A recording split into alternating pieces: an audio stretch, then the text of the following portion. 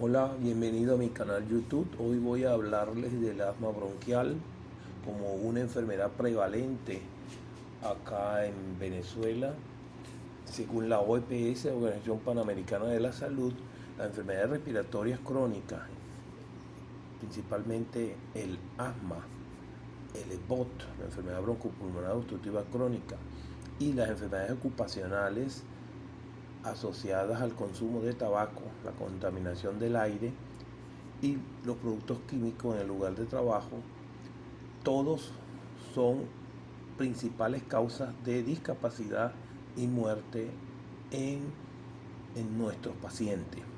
De manera pues que es importante que conozcamos esta patología para poder prevenir las crisis de insuficiencia respiratoria asociadas al EBOT, al asma y a las enfermedades respiratorias crónicas. La prevalencia de las enfermedades respiratorias en América, una tasa por 100.000 habitantes, obsérvese que Honduras, Argentina, Haití y Bolivia, Nicaragua, Uruguay son los que más tienen prevalencia de enfermedades respiratorias, incluyendo el asma. Venezuela está en 25 personas por 100.000 habitantes. El asma es una entidad clínica bien reconocida, no se tiene aún definición totalmente satisfactoria por los diferentes grupos que la estudian, pero es una enfermedad inflamatoria de las vías aéreas a la que se asocia una intensa hiperreactividad bronquial frente a estímulos diversos, actuando conjuntamente. Ambos fenómenos ocasionan la obstrucción bronquial reversible para diferenciarla del EBOT, donde la obstrucción es irreversible. Ya Galeno describe las crisis de disneas, de asfixia súbita en los pacientes, pero ACEIM es el término griego que se llama, para el cual se usa para definir el asma, o jadear. Trousseau fue el primero que hizo la descripción clínica de una crisis de asma. La prevalencia y severidad y mortalidad han aumentado en los últimos 10 años, Estados Unidos y en los países industrializados por la polución ambiental. Entre los esquimales el asma es excepcional. El aire de los polos es limpio, por lo tanto hay poco alergeno. En la isla Tristán de Cunha es uno de los áreas del mundo donde una de cada 3 personas sufren asma. Esta isla es en el sur del Atlántico, pertenece a los territorios de ultramar de Inglaterra, del Imperio Inglés. En los países con mayor prevalencia, como Australia, Nueva Zelanda, el asma afecta al 25% de los niños. En Estados Unidos, el 5% de la población, sobre todo raza negra, es 3 veces más, tiene más riesgo de morir por una crisis de asma que la blanca. En Venezuela, el 10% de la población actual de nuestro país tiene crisis de asma en algún momento. El asma entonces se puede dividir como una enfermedad que tiene una expresión clínica heterogénea. Hay el asma alérgica, que es aproximadamente el 80% de todas las personas asmáticas. El alergeno precipita el ataque de crisis de asma, sobre todo en niños mayores de 5 años, en adultos jóvenes. Antecedentes de atopia como rinitis alérgica, eczema o urticaria está asociado con este tipo de asma, y el aumento de la inmunoglobulina E total en el suero. Hay una asma idiosincrática o intrínseca donde no se conoce la causa principalmente y no se identifica alergénico, no hay historia familiar de atopia y la inmunoglobulina E es normal. Puede ocurrir en niños menores de 5 años y en adultos mayores de 40 años.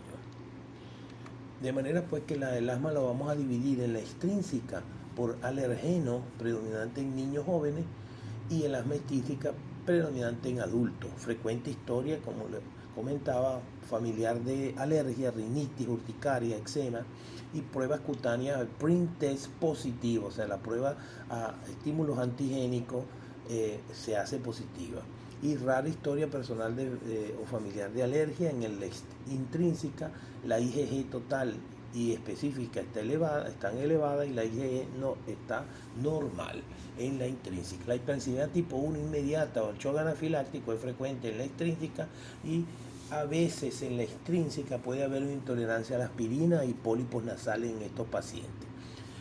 Es la GINA, que es la Iniciativa Global para el Asma, es un grupo de neumonólogos a nivel mundial que tratan de estudiar el proceso asmático y buscar las patologías, fisiopatología, patogenia de la enfermedad y los mecanismos a través del cual ocurre la crisis y los medicamentos y el plan de control de estos pacientes.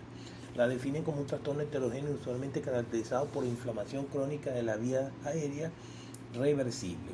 La historia de signos y síntomas en estos pacientes de sibilancia, disnea, opresión del tórax, tos, limitación del flujo expiratorio cuando hacen un peak flow, o sea, una prueba que se le hace al asmático, y variable en el tiempo e intensidad.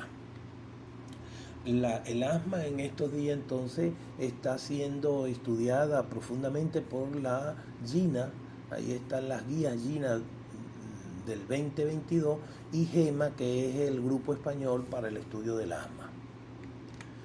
Entonces, en conclusión, la asma puede ser atópica o no atópica.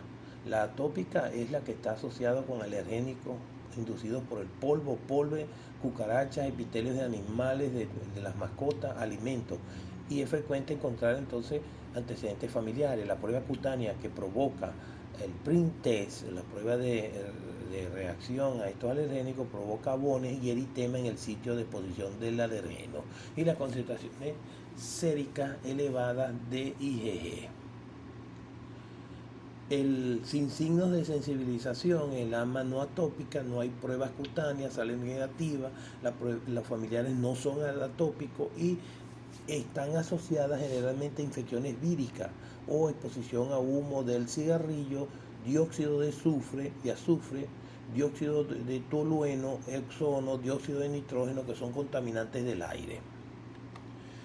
Hay un asma también que se conoce como medicamentosa, que es inducida por la exposición a algunos medicamentos como el acetilsalicílico. Produce urticaria, ya que el ácido acetilsalicílico inhibe la vía de la ciclooxigenasa y del ácido araquidónico, descendiendo prostaglandinas G2 protectoras e inhibe enzimas que generan mediadores de proinflamatorios, leucotrienos B4, C4, D4, E4. Está asociado en esta asma medicamentosa. Y la asma ocupacional es la que ocurre por exposición a contaminantes del medio ambiente, ya sea humo, resinas epóxicas de plástico, polvos orgánicos o químicos, madera, algodón, platino, gases de tolueno, otros químicos y liberación de sustancias broncoconstrictoras por estos tóxicos medioambientales. ¿Qué no es asma? La ausencia de mejoría con un broncodilatador tipo salbutamol ya hace sospechar de que no se trata de asma. Debut después de los 50 años de edad, como aparece como una persona asmática a los 50 años. Otros síntomas atípicos asociados a el dolor, un dolor tipo coronario, por ejemplo, opresión, un dolor opresivo irradiado a mandíbula o al miembro superior izquierdo, que se acompañe de palpitaciones, sudoración, no es una crisis de asma, es un angina inestable o angina de pecho por un infarto agudo del miocardio. Si tiene un IPA, que es un índice de paquetes años de cigarro mayor de 20, da más para un EBOT, no un asma. Y el hipocratismo digital, es decir, la presencia de dedos en palillos de tambor, es un indicativo de que no es asma, es un EBOT o es una enfermedad, una cirrosis o es otro cuadro, una enfermedad congénita, cianógena, cardíaca, etc. La presencia de pólipos nasales en el adolescente hace sospechar que no se trata de un asma típica.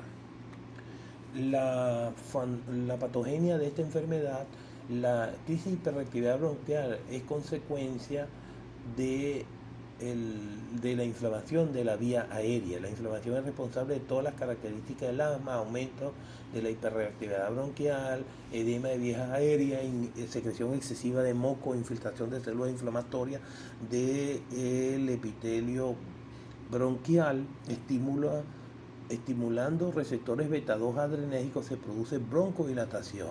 Esa es la respuesta típica que uno espera en un asmático. Al nebulizarlo con broncodilatadores debe mejorar la obstrucción. El estímulo de receptores colinérgicos o alfa-adrenérgicos produce lo contrario, una broncoconstricción. Oposición a metacolina, que es un tipo de sustancia parasimpática, va a producir un broncoespasmo. Las células implicadas en el proceso de fisiopatológico del asma son los mastocitos, eosinófilos, macrófagos, neutrófilos y linfocitos, células epiteliales de la vía aérea y células que responden a estímulos nerviosos, vasoconstricción, broncoconstricción o broncodilatación. Linfocitos TH1 que producen interleuquina 2 y los TH2 son los que son el desbalance entre estas dos relaciones de linfocitos, predominio de TH2 sobre TH1 hacen que se sintetice interleuquina 3, 4, 5, 13, etcétera, que son parte fundamental del proceso asmático. La presencia de eosinófilos y mastocitos activados contienen histamina, prostaglandina D2 y leucotrieno, que son los actores fundamentales del broncoespasmo. Las células de cebada tienen en su superficie receptores para IgG y una vez activada produce una reacción alérgica por desgranulación de estas células de cebada liberadoras de histamina y sustancia vasoconstrictora. La histamina, los icosanoides derivados del ácido araquirónico y el factor activador de la plaqueta son fundamentalmente otros mediadores que están presentes en la reacción asmática. La histamina produce una broncoconstricción, los antihistamínicos no ayudan a este mecanismo porque existen muchos otros broncoconstrictores. Los eicosanoides de tipo producidos por la ciclooxigenasa, prostaglandina D2, F2A y tromboxano 2 y prostaciclina, lipooxigenasa, leucotrieno B4, potente secretador producido por los neutrófilos y los C4, los D4 y los E4, los últimos producen sustancia de reacción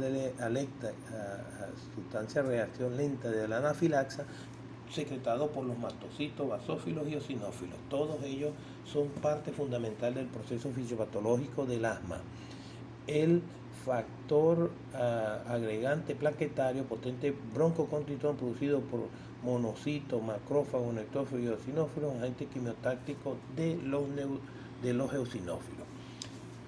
¿Qué induce la respuesta asmática? Generalmente la presencia de un alergeno, polvo casero, polen, moho, lana, puluma o caspa de animales mascotas, gatos, perros, loros.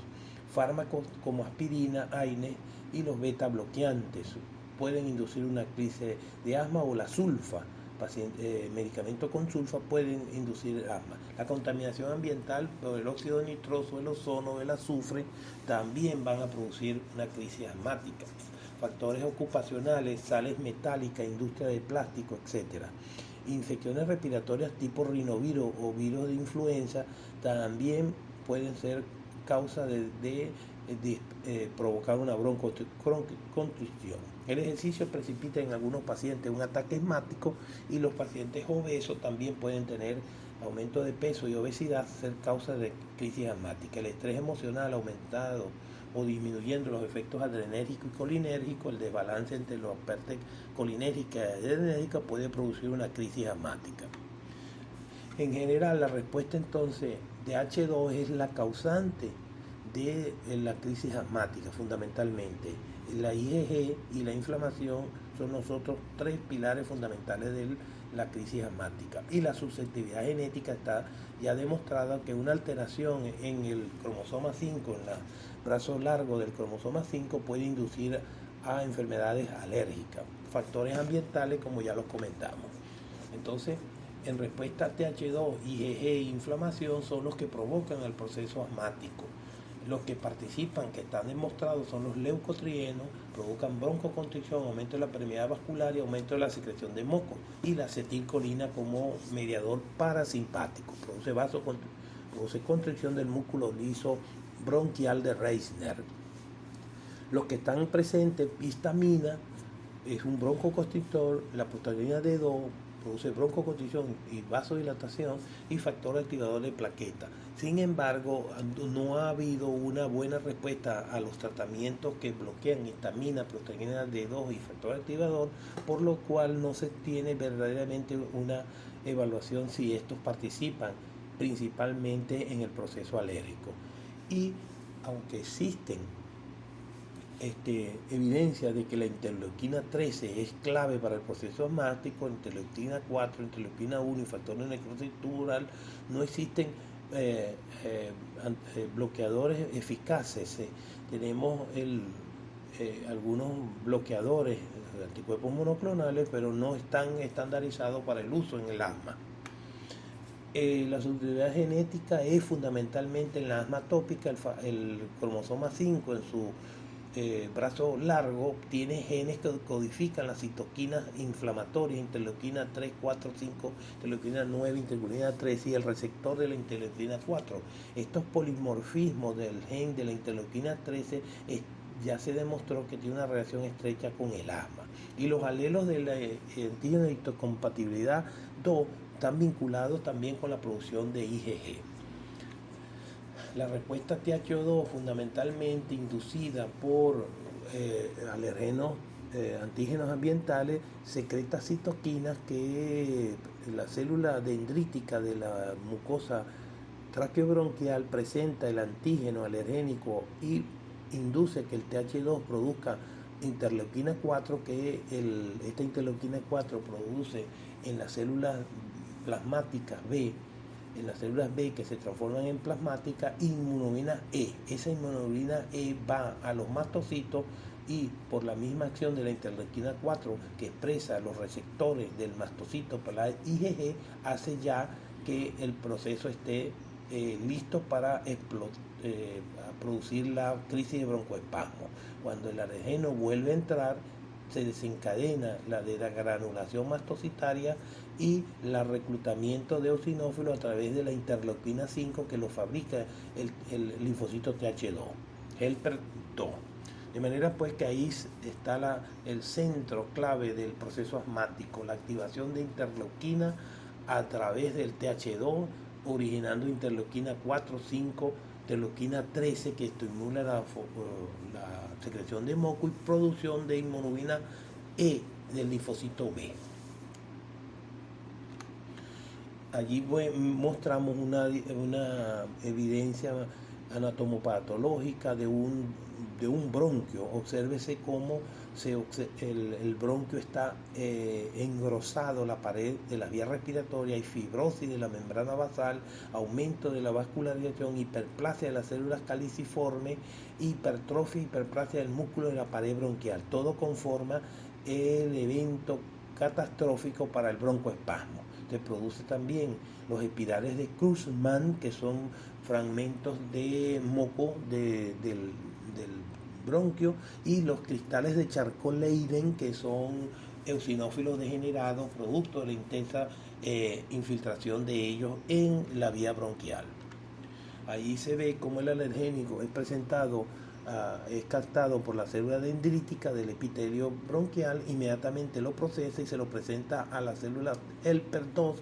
Esta inmediatamente comienza la síntesis de interleuquina y llama a eosinófilos, mastocitos, neutrófilos, y se produce estimulación de la hipersecreción de las células caliciformes y de las células serosas de la submucosa, provocando una gran cantidad de tapón, mucosidad, que es parte también de la fisiopatología del asma.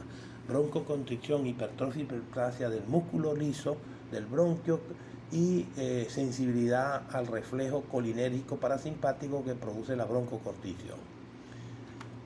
Ahí está la diferencia de un bronquio normal arriba y abajo la hipertrofia de la membrana basal, del músculo bronquial, de infiltración de células inflamatorias, linfocitos CD4, TH2, neutrófilos, eosinófilos, basófilos, y todo ello conlleva a una respuesta de broncoconstricción tardía del paciente asmático.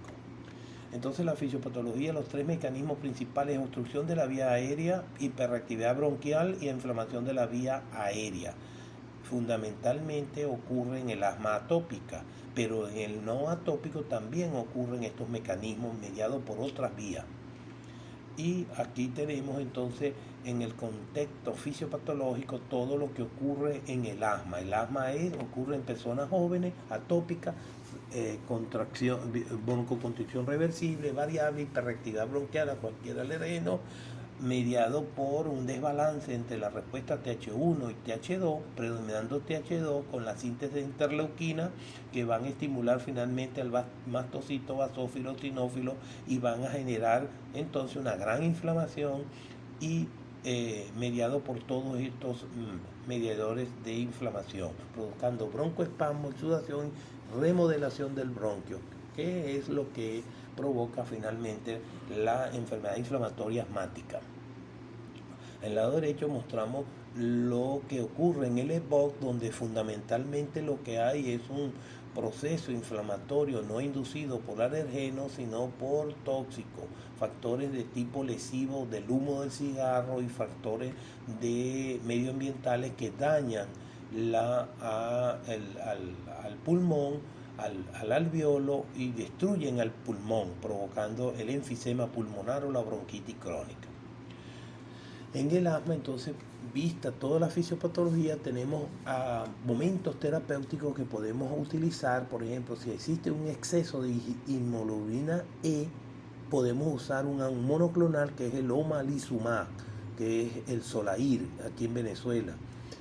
Si tenemos un exceso de interleuquina que estimula el reclutamiento eosinofílico, entonces podemos usar el mepolizumab, otro monoclonal.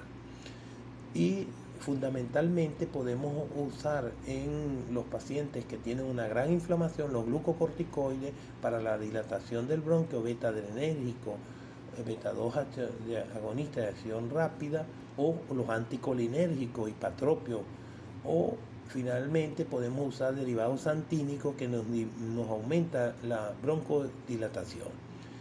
De manera que eso lo vamos a ver en el tratamiento, pero también podemos usar, si predominan los leucotrienos, los antileucotrienios, Monteluzca, Salfiluca y Siliutón, que actúan contra los leucotrienos.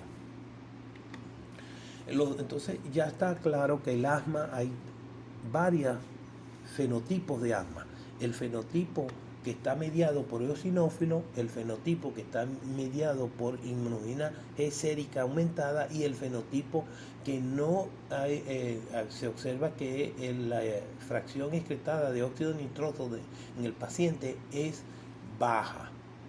En este caso, entonces, tenemos armas terapéuticas para tratar esto.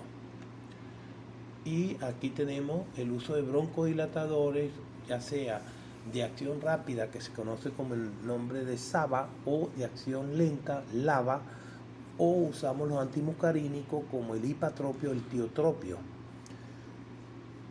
El uso de los broncodilatadores beta-2 agonistas es a través de la formación del AMP cíclico inducido por el beta-2 adrenoreceptor, que provoca la acumulación de AMP cíclico, que es un broncodilatador por disminución del calcio intra célula muscular lisa, que provoca la relajación.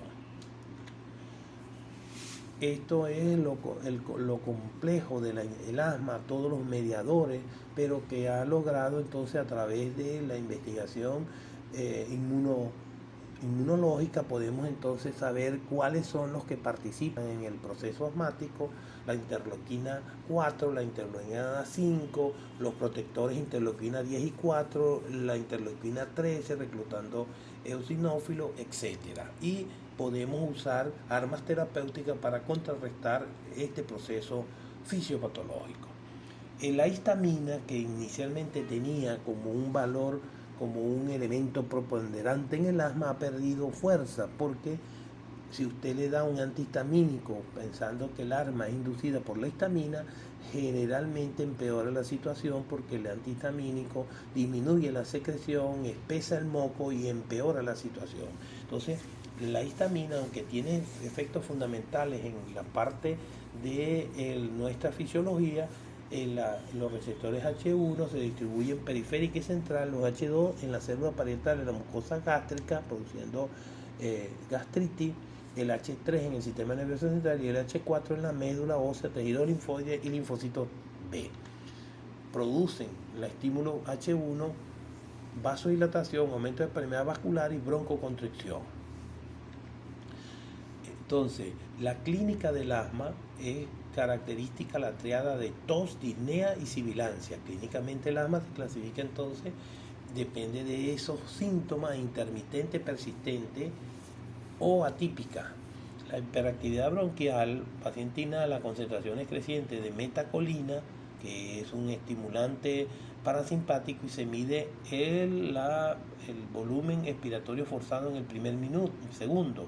La concentración de metacolina que baja 20% se llama la concentración 20 de la metacolina, y para diagnosticar asma. Ataques después del ejercicio en ambiente frío, ingesta de aspirina, síndrome de Santer, que personas que son asmáticas tienen sensibilidad a la aspirina y tienen pólipo nasal, síndrome de Santer. Aquí tenemos cómo se hace el diagnóstico de asma. Se hace a través de pruebas clínicas de exposición a alergénicos, pruebas de reversibilidad, respuesta a broncodilatadores y la broncoprovocación, que lo hacen los especialistas neumonólogos. No lo podemos hacer los médicos generales porque podemos crear una emergencia. Y algunas características particulares del proceso de limitación del flujo aéreo a través del índice de tifenol, la capacidad vital forzada en el primer segundo dividido entre la capacidad vital total. Si es menor de 0,75, ese es el índice de tifenol, diagnosticamos que el paciente es un asmático. O el pico flujo en la prueba de expiración forzada también nos da diagnóstico del grado de compromiso que tiene el paciente asmático. El diagnóstico entonces es que los síntomas respiratorios son variables. Hay la presencia de sibilancia, dificultad para respirar, opresión torácica, tos, relación con cambios exposicionales y atopia, y la obstrucción, cuando le hacemos las pruebas, es variable. El índice de tifenol es menor de 0,7. Cuando hago la prueba de broncodilatación, mejora el espasmo bronquial, es decir, que antes de darle el salbutamol, el paciente tenía un nivel de broncoconstricción, pero cuando le damos salbutamol mejora un 12%, y ahora el paciente tiene mayor capacidad de expirar hasta más de 200 cc de aire por expiración. Y la variabilidad del peak flow, es decir, la prueba dinámica con el aparato del peak flow, mejora más de 10%, aumento del 12%, más de 200 cc del volumen expirado en el primer segundo. A las 4 semanas diagnostica que el paciente era un asmático. La historia clínica con episodios reversibles de broncoconstricción, evidencia de que tiene atopia, rinitis, eczema, etc. Historia familiar positiva de alergia o asma, y el examen físico. En la radiografía de tórax vemos que el tórax está hiperinsuflado por atrapamiento aéreo.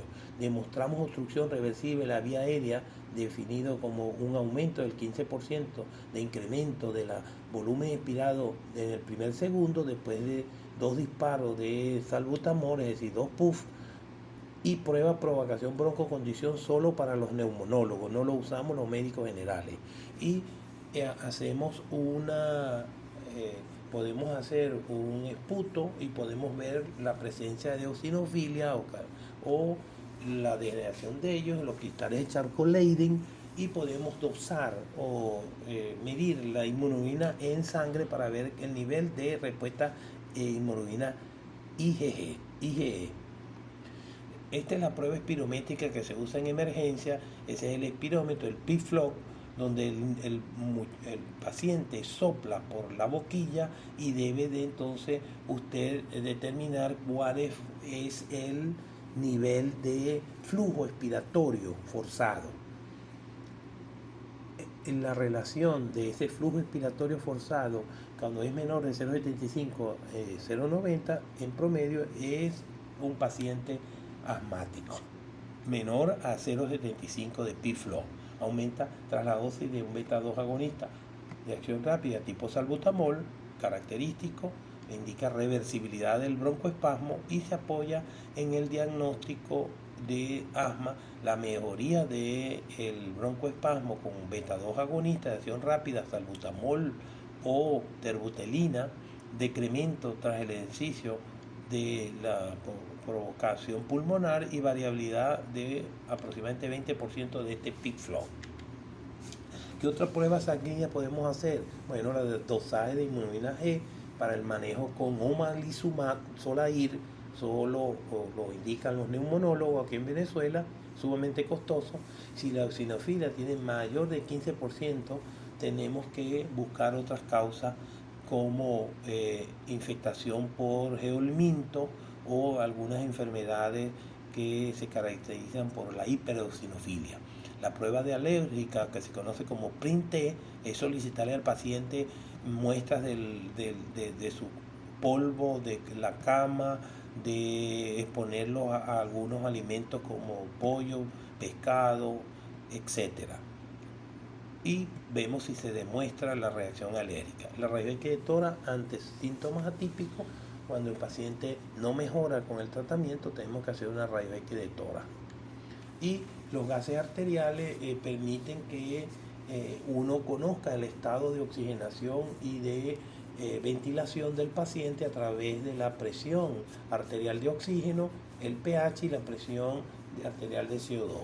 En crisis asmáticas, usted observa en los gases una alcalosis respiratoria, un pH alto con una presión arterial de CO2 baja. Y si está ya grave el asma, va a observar una hipoxemia con una retención de CO2, una hipercarbia o hipercapnia, aumento del CO2 por encima de 50. La presión arterial de CO2 indica que el paciente está grave, está flejando, va a hacer paro respiratorio.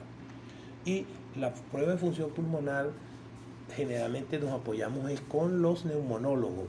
La obstrucción bronquial por espirometría, la reversibilidad de la prueba con broncodilatación, la variabilidad del pico flujo y la hiperactividad bronquial a través de sustancia broncoconstrictora como metacolina. La espirometría mide la obstrucción bronquial a partir de los valores de la fracción expirada, el volumen expirado forzado en el primer segundo, dividido entre la capacidad vital forzada, índice tifenó. Si es menor de 80, ya usted sabe que hay un problema obstructivo. La variabilidad de la prueba a lo largo del tiempo, se hace tratamiento para estos pacientes y después se cita para una nueva consulta y se le vuelve a medir el flujo pico, si debe haber aumentado más del 20% con el tratamiento. La reversibilidad de la limitación del flujo es diagnóstico de asma. La prueba broncodilatadora consiste en darle salbutamol 200 a 400 microgramos inhalado o 2 o 4 puff, o puede ser terbutelina con el turbo aler o salbutamol nebulizado 2.5 miligramos más 3 cc de solución fisiológica y se repite la espirometría a los 10 minutos. Debe haber mejoría de la prueba de PFLOC. La prednisona, darle 30 miligramos día por 14 días y volverle a hacer la prueba es otro diagnóstico de que es asma, mejora el broncoespasmo. Se considera positivo si el volumen expirado forzado en el primer segundo, que es el BI, el BEC uno tiene un aumento del 12 o mayor del 15%, o que aumenta 200 cc de aire más. Aumento del 9% en el valor de el volumen expirado forzado en el primer segundo en relación con el valor de referencia teórico, también le puede indicar a usted que hay respuesta al broncodilatador. Aquí vean la curva espirométrica, en el lado izquierdo se ve cómo todos debemos expulsar el 80% de nuestro de nuestra capacidad vital en el primer segundo, eso es lo normal, pero en el asmático no ocurre eso. Se ve que va disminuyendo la cantidad de aire en el primer segundo por la broncoconstricción, por la obstrucción de la vía aérea. Entonces se miden volúmenes y flujos que se generan en el curso de una expiración forzada. Desde la posición de máxima inspiración se le manda al paciente coja aire completo y después sople con fuerza. En el primer segundo usted tiene que expulsar el 80% del volumen de la capacidad vital. Ahí está lo normal en el primer segundo, 80%. El obstructivo no es capaz de botar ese 80%, mire, bota 30, 40, 50% de la capacidad vital. Y en el restrictivo, al contrario, se logran expulsar en el primer segundo más del 85% de la capacidad vital. Con eso usted, con la espirometría, usted puede diagnosticar espirometría normal, patrón obstructivo, patrón restrictivo. Y el otro mecanismo para ver el grado de obstrucción de la vía aérea en un asmático es el flujo expiratorio máximo, o peak flow. Es el aparato para medir qué grado de compromiso de broncoespasmo tiene. Equivale en la parte de gráfica, en esta es el punto del vértice de la curva. Se ha demostrado variabilidad entre las determinaciones seriadas, más de un 20%. En 3 días de tratamiento indica que el paciente tenía obstrucción bronquial. Confirmamos que es un asmático. Y la inhalación de sustancia broncoconstrictora, que es el test de broncoconstricción de hiperactividad bronquial, solo para neumonólogo, y también es hecho con una test de esfuerzo para ver qué grado de compromiso hace el bronquio cuando está sometido a esfuerzo, es decir, test asma inducida por ejercicio. Y los marcadores inflamatorios de la muestra de esputo, a través de la citología, podemos ver la eosinofilia, la infiltración eosinofílica del esputo, los cristales de Charcot-Leydig, que son eosinófilos destruidos, degenerados, el cuerpo de creola, fragmentos de células epiteliales alteradas y espirales de Kurtzman o moldes de moco. Todo ello indica un gran proceso inflamatorio en la vía bronquial. La medición del óxido nítrico exhalado es otro mecanismo para saber el grado de broncoconstricción que está presentando el paciente. Entonces el diagnóstico se hace, la sospecha clínica a través de los síntomas asmáticos, que ya lo comentamos, la confirmación diagnóstica se hace por espirometría y pruebas broncodilatadoras. En el margen de referencia que habíamos comentado, la medida domiciliada del peak flow, es decir, cuánto el paciente mejora el broncoespasmo. Si es menor de 20, se le debe hacer una prueba de broncoconstricción. Si es negativa, se plantea otro diagnóstico que no sea asma. Si es positiva, es asma. Y si la variabilidad es mayor del 20% del peak flow con tratamiento, también se confirma el asma. Ahora, cuando el patrón es obstructivo, la respuesta broncodilatadora con salbutamol te hace diagnóstico de asma, y cuando hay respuesta broncodilatadora no significativa, hay que hacer una prueba terapéutica, repetir la espirometría, es decir, no es solo una sola dosis de salbutamol, darlo 2 o 3 semanas y volver a hacer la espirometría. Si se normalizó el patrón, ya desapareció la obstrucción, es asma. Si persiste el patrón obstructivo, hay que reevaluar y buscar otra causa. El asma, para probar los alergenos que la inducen, debe ir a un proceso diagnóstico causal, que es el PRINT test, hecho por los neumonólogos o los inmunólogos y los alergólogos. En la clínica de la crisis de asma puede ser leve, moderada o grave. La frecuencia cardíaca en la leve es normal, frecuencia respiratoria normal, estado de alerta normal, color de piel normal. La disnea solo cuando hace un esfuerzo puede hablar. no hay tiraje, hay solo sibilantes expiratorios y no hay pulso paradójico, la saturación es normal y el CO2 es normal y el peak flow o flujo pico está siempre mayor de 80.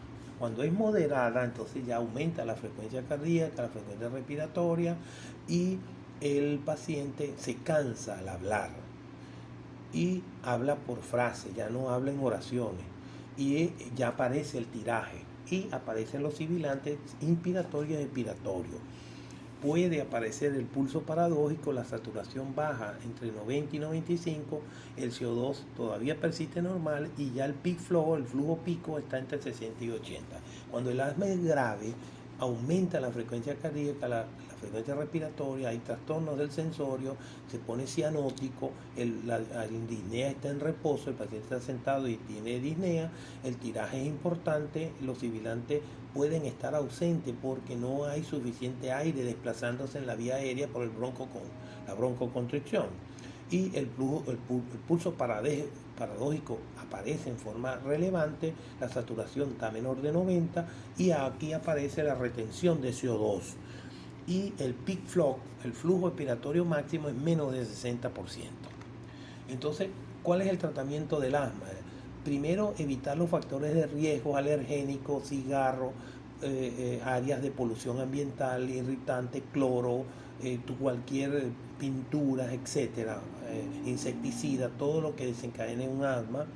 Iniciar una actividad física leve a moderada, mantener o bajar de peso, evitar la obesidad, una dieta saludable sin ningún alergénico en la dieta, ni amarillo número 5, ni ningún producto que ya el PRIN-TEG haya demostrado que reacciona, y vacunación de la influenza todos los años, y la vacunación del neumococo va a tener criterio en niños menores de 5 años, hay que vacunarlos contra el neumococo, la 13 valente, y al año la pentavalente, la 23 valente para estreptococos pneumoniae.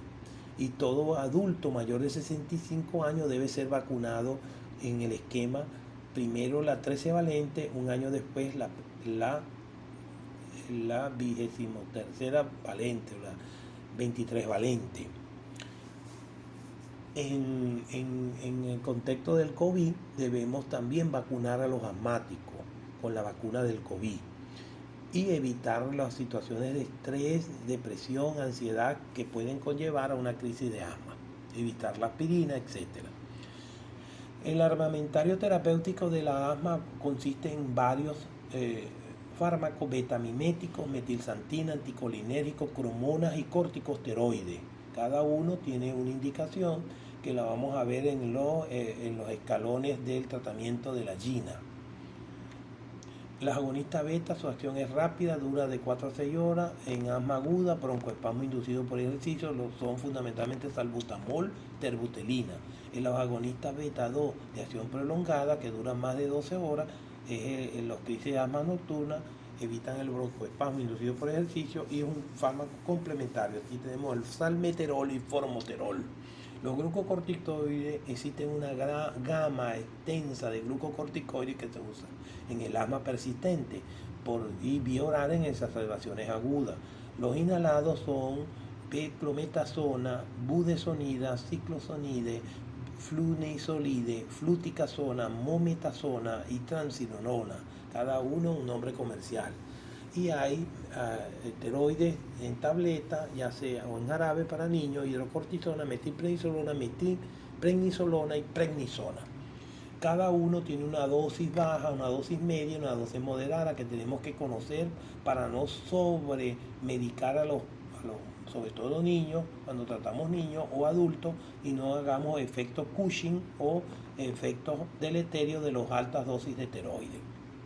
El medicamento en inhalado, dosis inhalada, dipropionato de beclometasona, budesonida nebulizada y propionato de fluticasona son los de uso frecuente en niños, pero también usamos en asmático adulto. La dosis oral de hidrocortisona Es decir, solo corté son 10 miligramos por kilo, dosis inicial, y después bajamos a 5 miligramos por kilo, dosis cada 4 a 6 horas en crisis. Prednisolona usamos 1 a 2 miligramos por kilo en dosis cada 6 horas en una crisis de asma, y prednisolona 1 a 2 miligramos por kilo, y prednisona igual 1 a 2 miligramos por kilo, igual que la prednisolona. En los antagonistas de los receptores cisteinil leucotrienos se usan en exacerbaciones de asma persistente, y el que te contamos aquí en Venezuela es el Monteluzcat. En adultos usamos 10 miligramos y el Safiluzcat 20 miligramos cada 12 horas. En droga de tercera línea, cuando ya no hemos logrado controlar el asma con estos anteriores, usamos aminofilina 1 a 2 miligramos por kilo, dosis de carga, y después vamos a ir titulando la dosis dependiendo de la respuesta. Las cromonas, crisis inducidas por aire o frío, cromoglicato sódico o neodocromil, también se usa sobre todo en niños. En adultos usamos anticolinérgico inhalado, adyuvantes de los beta-2 agonistas de acción corta y corticoides. Acá en Venezuela contamos con el bromuro de ipatropio, Aloven. En caso de exacerbaciones de un asma, tendremos entonces que evaluar clínicamente al paciente. En casos graves vemos que él tiene alteración de conciencia, tiene menos de 90 de saturación, de pulsiometría, hay lenguaje incoherente, palabras, responde, pulso está muy taquicárdico y hay cianosis. Intensidad de los sibilantes puede estar ausente de sibilante cuando usted tiene una crisis asmática grave. Necesidad de hospitalización o transferencia a un centro de atención de tercer y cuarto nivel. El niño no puede hablar o comer, está cianótico, restricción costal, saturación menos de 90, pecho silencioso, no se oculta ruido, no responde a 6 puff de SABA, de salbutamol, persiste taquipneico, y en estos niños es necesario rápidamente referirlo a una unidad de atención especializada. El manejo de las exacerbaciones comienza con oxígeno suplementario, con bigote nasal para mantener saturaciones mayores de 95, agonistas beta-2 de acción corta, SABA, se hacen 2 o 3 disparos cada 20 minutos durante la primera hora. Eso equivale a 2.5 miligramos de salbutamol. Si los síntomas persisten, entonces hacemos otra vez 2 a 3 disparos por hora y hospitalizamos. Si ya usted ha dado más de 10 pus, hay que dejarlo en observación a ese niño o adulto. Corticosteroides sistémicos, toda vez que tenga una crisis grave de asma, tiene que darle corticosteroides, 1 a 2 miligramos de prednisona, máximo 20, y metilprednisolona 1 miligramo por kilo cada 6 horas durante la crisis. Puede usar adicionalmente bromuro de ipatropio en la hora que le está dando el SABA, el salbutamol, le puede dar bromuro de ipatropio unos 80 o 200 microgramos cada 20 minutos en la primera hora. Considerar magnesio como tercera línea, se debe nebulizar 150 miligramos 3 dosis la primera hora, o dar 1 gramo de magnesio intravenoso. Si la inhalación no es posible, puede poner vía intravenosa terbutelina, 2 microgramos por kilo durante 5 minutos, seguido de 5 microgramos kilo hora. Es en caso de asma refractaria. Los medicamentos entonces del asma se dividen en medicamentos de control y medicamentos de rescate. Los de control, que controlan la crisis asmática, son los glucocorticoides inhalados, modificadores del leucotrieno, Monteluzcat, teofilina de acción prolongada, las cromonas, y beta-2 agonistas inhalados de acción prolongada, los LABA, y los inmunomoduladores que ya vamos a conocer. El rescate es los niños que presentan un cuadro asmático, un adulto, se le da beta-2 agonista inhalado de acción rápida o de beta-2 agonista de acción corta más un anticolinérico inhalado tipo Aloven o ipatropio y teofilina de acción corta. El control del asma entonces debe estar cuando un paciente está bien controlado, cuando no presenta síntomas, está parcialmente controlado cuando presenta uno o dos síntomas durante el día, y mal controlado tiene más de 3 episodios, síntomas diurnos. En 2 semanas ha presentado varias crisis, se despierta por asma y tiene que usar los medicamentos de rescate, salbutamol, durante 2 semanas. Y limitación funcional, no puede caminar, no puede subir escalera porque se cansa, o a caminar rápido se cansa. ¿Cuáles son los factores de riesgo para que no se controle el asma? Bueno, la medicación mal llevada, no usa los medicamentos como está indicado, es decir, mala adherencia, exposición a posicionales que están en un área altamente contaminada por polución, humo. Es frecuente que se queme basura en la ciudad, y eso es un factor exposicional, y aspectos socioeconómicos que no permiten que se adecue el tratamiento como está indicado. ¿Qué hacemos en estos pacientes que no están bien? Se hace el paso 1 de la guía GINA del 2022, el SABA de rescate. El niño se da una pus de salbutamol cuando se siente asfixiado, solo en pacientes que estén bien controlados. Los beta-2 agonistas de acción rápida son salbutamol y terbutelina.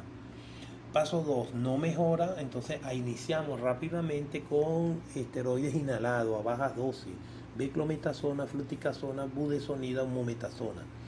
Y se hace que los SABA, los salbutamol, sean de rescate cuando se sienta. En este paso pudiese considerarse los antileucotrienos, Montelukast. Todos los pacientes deben iniciar este tratamiento, esteroides, SABA y leucotrieno, para evitar que avance a estadios más graves. En el paso 3 le mantenemos los esteroides a baja dosis inhalados, los LABA, los SABA de rescate, salbutamol de rescate, el formoterol, que es un LABA, que es un broncodilatador beta-2 de acción larga.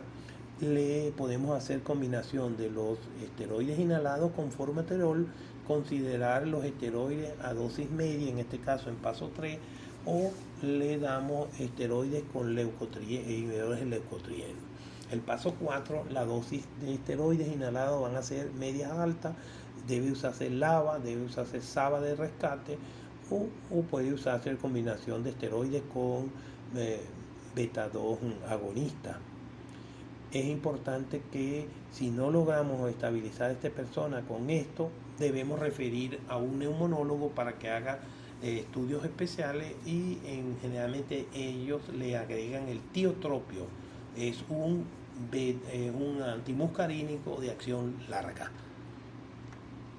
Y aquí tiene toda la forma como se conduce una crisis asmática, un ataque de asma.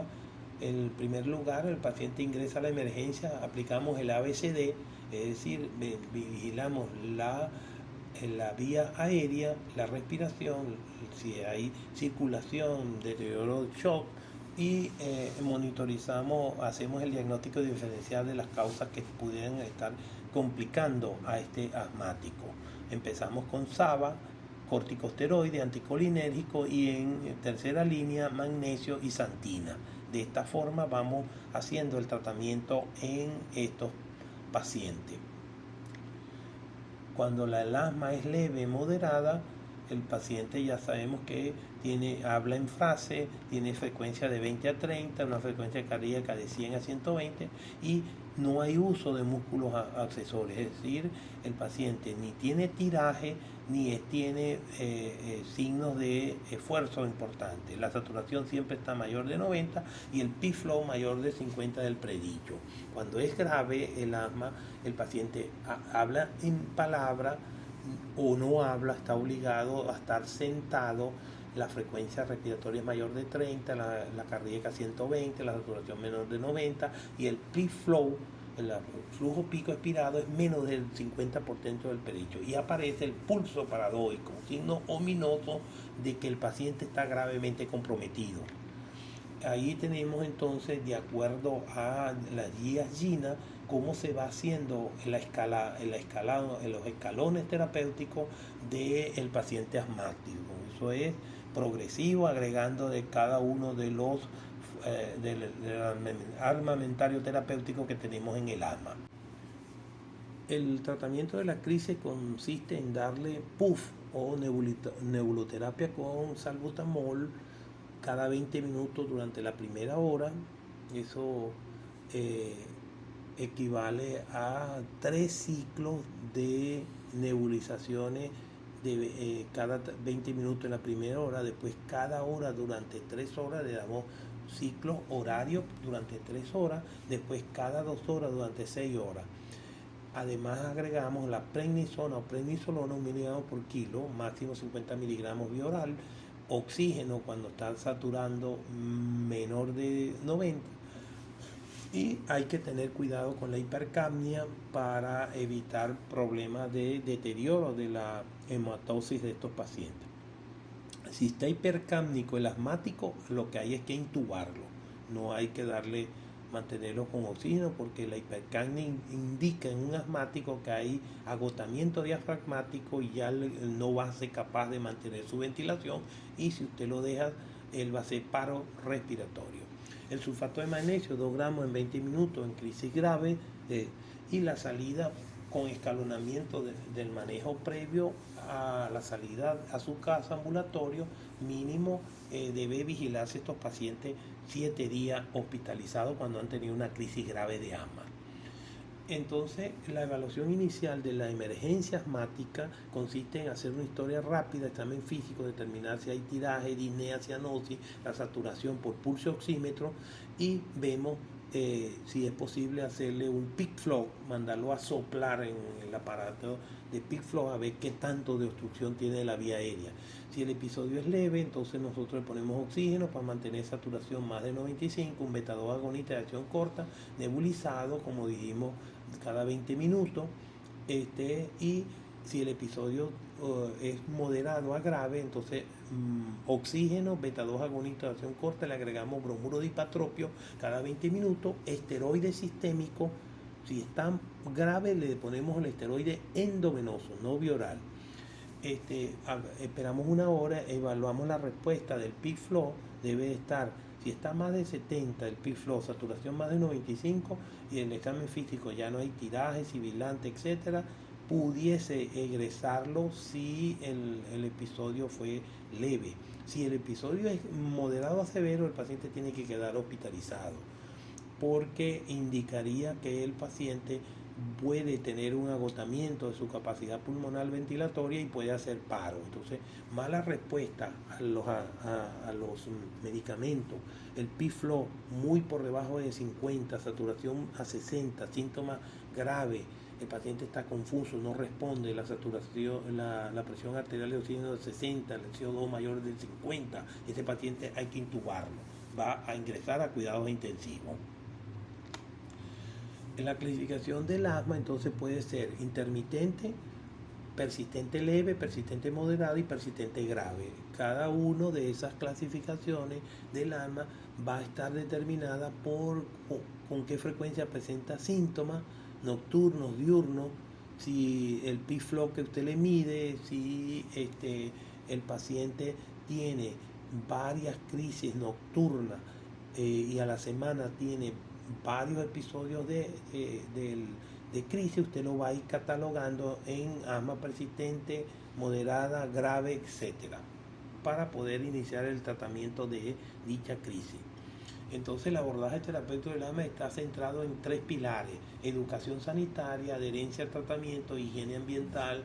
No puede estar en un área de polución ambiental, no puede estar donde haya basura, quema de basura, cucarachas, etcétera, de mantener el ambiente limpio, alimentarse correctamente, cuidando aquellos alimentos que desencadenan el asma, y el farmacológico puede ser de rescate o controlador, es decir, de rescate cuando presenta el síntoma puede usar el pus de salbutamol, o controlador va a ser una asociación de tratamiento. Y la inmunoterapia generalmente está dada por los neumonólogos, porque usan los anticuerpos monoclonales que son de alto costo y ellos tienen que controlar muy de cerca a estos pacientes. Mantener el control de la enfermedad es el objetivo en el asmático. El abordaje puede ser terapéutico para controlar crisis o para controlar definitivamente al paciente. Debe ser individualizado y vía de administración va a estar en base a la gravedad del cuadro o la disponibilidad de los medicamentos. Para la crisis tenemos beta-2 agonistas de acción corta, anticolinérgico, corticosteroide, aminofilina, sulfato de magnesio, oxinoterapia y educación del paciente. Pero para controlar ya existen otros medicamentos como beta-2 adrenérgico de acción larga, anticolinérgico, corticosteroide, inmunoterapia, termoplastia, fisioterapia, educación del paciente. Ahí tenemos los agonistas beta-2 adrenérgicos, pueden ser de acción corta, que son salbutamol, terbutelina, el fenoterol y el clenbuterol también se consideran de acción corta. Los de acción larga son el salmeterol y el formoterol. Los broncodilatadores anticolinérgicos tienen de acción corta, que es el bromuro de ipatropio y el bromuro de oxitropio, y el de acción larga es el tiotropio, selectivo para receptores muscarínicos M1 y M3. Los de tiotrópico de acción de larga solo son recomendados por la GINA en los niños mayores de 6 años, que están en el eslabón de tratamiento 4 y 5.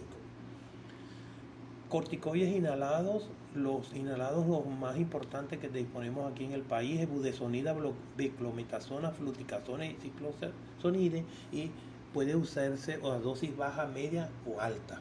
Y el sistémico tenemos prednisona, hidrocortisona, prednisolona y metilprednisolona.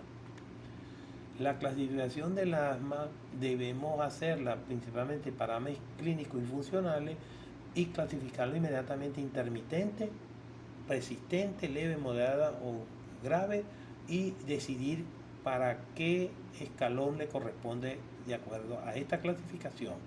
Y siempre tener presente que debemos tener controlados los síntomas del asma, controlar las exacerbaciones y tener al paciente, educarlo que debe tener tratamiento de mantenimiento siempre. Lo que realmente importa es el control y no la gravedad. Preguntas esenciales en el tratamiento del asmático es considerar los factores de comorbilidad que tienen, si están bien tratados. El primero es si el paciente tiene asma o no tiene asma. Para eso es la evaluación integral que hacemos del paciente. Está bien tratado, la dosis adecuada que está recibiendo el medicamento, la técnica como se hace la indicación de la neuroterapia está haciendo bien, la adherencia adecuada, o hay que cambiarle el medicamento. Y es importante que cuando tengamos un asmático fenotipo T2 alto, que es un asmático que tiene mucha respuesta de TH2, de alergia, tiene eosinofila persistente, un feno, o sea, fracción excretada de óxido nitrógeno elevado, mayor de 50 partes por millón, mayor de 3% de eosinófilo en el exudado, en el esputo, y edad de inicio mayor de 40 o menos de 40, entonces vamos a tener que referirlo a un neumonólogo, porque allí van tratamientos aditivos diferentes a los que uno usa normalmente, como es el tiotropio, acitromicina trisemanal, montelukast y traconazol en algunos pacientes que tienen asma asociado a exposición por aspergilo, hongos. En la forma grave, el asma se caracteriza por estar taquipneico, taquicárdico, con una expiración prolongada, posición de trípode, sentado, semisentado, músculos accesorios usándose en toda su intensidad, pulso paradójico y velamiento o ausencia de ruidos respiratorios. Cuando usted la oculta, no escucha ruido respiratorio por la intensidad del broncoespasmo. En este caso, revise los criterios de ingreso a UCI, la necesidad de ventilación mecánica depende del nivel de conciencia o que el paciente está a punto de hacer una parada cardiorrespiratoria. La insuficiencia respiratoria grave es presión arterial de oxígeno menor de 60, presión arterial de CO2 mayor de 50 y a pesar de que usted no le ha dado todos los esquemas de tratamiento, el paciente no mejora, el paciente es candidato a ingresar a la unidad de cuidados intensivos. Y la evaluación inicial de la gravedad es el interrogatorio, el peak flow, la saturación. Si la crisis es leve, generalmente tiene un peak flow mayor de 80, responde al salbutamol 2 o 4 pulsaciones cada 20 minutos. Si es moderada o grave, el oxígeno debe de recibir oxígeno suplementario porque la saturación está menor de 90, salbutamol, hipatropio, hidrocortisona, fluticasona, budesonida, son todos los medicamentos que deben usarse en este momento. Y después, si la parada cardiorrespiratoria es inminente, oxígeno, salbutamol y intubar al paciente. Una vez intubado el paciente tiene que ingresar a la unidad de terapia intensiva. Allí nosotros hacemos un esquema intensificado para tratar de revertir el broncoespasmo y lograr que en unas horas podamos extubar al paciente una vez que hemos resuelto el broncoespasmo a través de uso de esteroides intravenosos, metilprednisolona. Podemos usar terapia continua inhalada a través del ventilador, lo nebulizamos continuamente con salbutamol, beta 2 agonista, terbutelina, noradrenalina racémica, etcétera, y podemos revertir o podemos usar gases anestésicos tipos Ceborane que nos permite quitar el broncoespasmo. O óxido nítrico también podemos usarlo durante la intubación del paciente.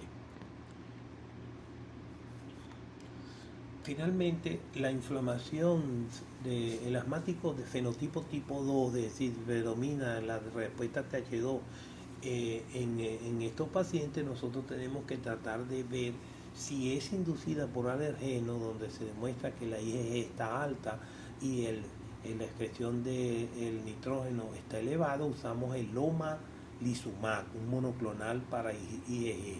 Si está predominantemente los eosinófilos, pero la IgG no está aumentada, entonces con fenos elevados usamos el mopilizumab o benralizumab para estos casos donde el eosinófilo es el factor fundamental. Y si es mixta, donde hay IgG y eosinófilo, entonces usamos un monoclonal que es el dupilumab para estos casos de este tipo de asma fenotipo tipo 2. Y es importante que sepamos de que la prevalencia del asma grave de todos los asmáticos, el 24% de los asmáticos que están en crisis están en estado en escalón 4 y 5 de tratamiento. Y de esos que están en esos 24%, el 17% tiene un mal control del asma y un 3% de esto tiene asma grave, severa, que no responde a tratamiento, y hay que tratar de ver qué causa esta refractariedad del tratamiento a estos asmáticos. Por lo tanto, entonces tenemos que mirar al asma, el tratamiento de esta asma. Debemos promover reducción de exacerbaciones e internaciones y hospitalizaciones, porque el asmático que se hospitaliza frecuentemente se muere más en mayor proporción. Controlar las comorbilidades de los fenotipos TH2 y su impacto en el asma, ahorrar y evitar el uso de los esteroides a altas dosis, mejorar la función pulmonar, reducir el uso excesivo de SABA, mejorar la calidad de vida, síntomas del asma. Un comentario final del asma. En la embarazada, toda embarazada asmática empieza su crisis exacerbada en el segundo trimestre del embarazo. Hay que tener presente esto, que en el segundo trimestre del embarazo el asma se exacerba. En en las embarazadas. El aumento de riesgo de preeclampsia ocurre, hipertensión, diabetes y polidragnio e infecciones urinarias asociadas al uso de eh, los esteroides, así como complicaciones fetales. Las complicaciones fetales del niño que es producto de una madre asmática, crecimiento anormalmente lento, un retardo de crecimiento uterino, un pequeño para la edad gestacional, nacimiento antes de los 37 semanas, es decir, un parto prematuro, bajo peso al nacer, y es frecuente la muerte inmediatamente antes o después del nacimiento, o sea, aumenta la mortalidad perinatal. En embarazo sabemos ya que los esteroides son inhalados, son seguros, y los beta-2 agonistas, tanto cortos como de larga acción, SABA y LABA, son seguros. En relación a la cardiopatía isquémica y un paciente cardiopatía isquémica asociado a asmático, sabemos que no pueden usarse beta bloqueadores no cardioselectivos porque desencadenarían el asma. Entonces, el cardiopatía isquémica debe recibir beta bloqueante como parte del tratamiento de la cardiopatía isquémica, pero entonces tiene que ser cardioselectivo, beta 1, atenolol, nebivolol, metoprolol o bisoprolol. Pueden usarse en pacientes asmáticos que tienen cardiopatía isquémica, angina inestable o estable. Y finalmente la GINA declaró el día 3 de mayo de este año como Día Mundial del Asma, día para cerrar brecha de la atención del asma a nivel mundial. En conclusión, el asma es una de las enfermedades más prevalentes en el mundo, es más frecuentes a nivel mundial, y su aparición es predominantemente en infancia, pero también en adultos tenemos asmáticos. Su aparición afecta el desarrollo normal del niño y pues es una enfermedad que limita su actividad y su calidad de vida. Bien, con esto hemos finalizado la revisión del asma bronquial.